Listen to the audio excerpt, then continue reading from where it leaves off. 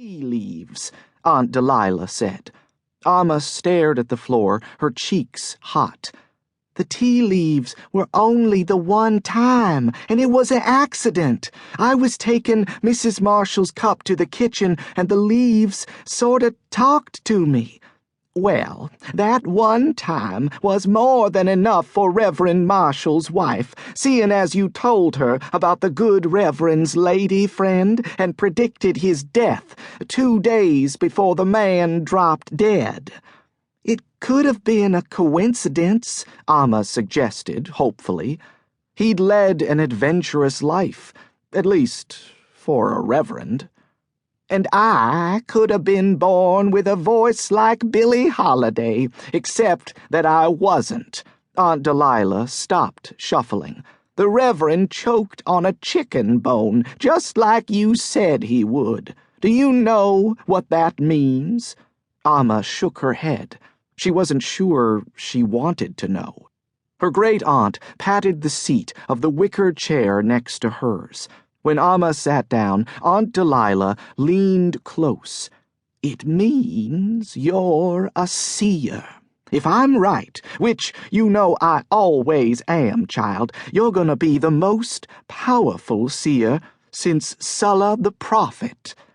Amma had heard her great-great-grandmother Sulla's name before. Everyone within a 200-mile radius of Waders Creek, South Carolina had.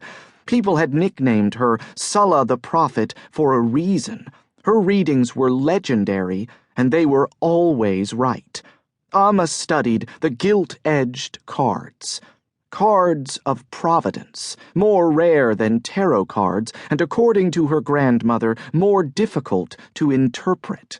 Aunt Delilah wielded them the way a snake charmer controlled a rattler, with respect and fear. It was hard for Amma to imagine becoming someone as gifted as Sulla the prophet. She was always getting herself into trouble, hiding a book in her desk and reading during arithmetic, or overworking the dough for the crust when Grandmama made lemon meringue pie. She couldn't even win second place in the county's junior bake-off. When Grandmama had found her crying out on the back porch with her participant ribbon after the fair, she'd tried to console her with the one thing she had in her hands. "This spoon is for you," Grandmama said. "It's my favorite, and I wouldn't give it to you if I didn't think you'd put it to good use someday."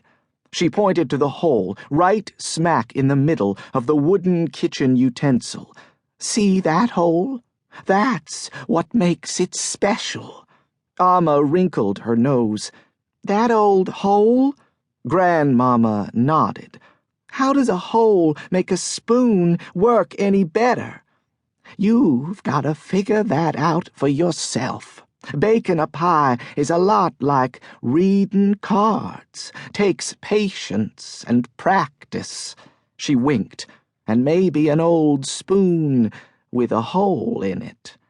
That had been months ago, and Amma still couldn't bake a half-decent pie. How was she supposed to see the future in a deck of fancy cards with names she couldn't remember? "Pay attention, child. Come on now," Aunt Delilah said, fanning out the freshly shuffled deck. "Pick 5 cards and turn 'em on over." Amma took her time, choosing each card carefully. The old woman had arranged them to form a cross in front of Amma, the mother of thunder, the gates of the other world, the hourglass, the wounded heart, and the key to the unknown. Aunt Delilah sucked in a sharp breath. "Good Lord Almighty!" "What's the matter?" Amma's heart thudded in her tiny chest. She found herself wishing she had her spoon within reach, though she didn't for the life of her know what she'd do with it.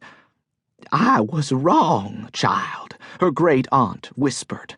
"You aren't destined to be as powerful as Sulla the prophet. You're gonna be more powerful." It had to be a mistake, but it was clear from the look on her great-aunt's face that she didn't think so.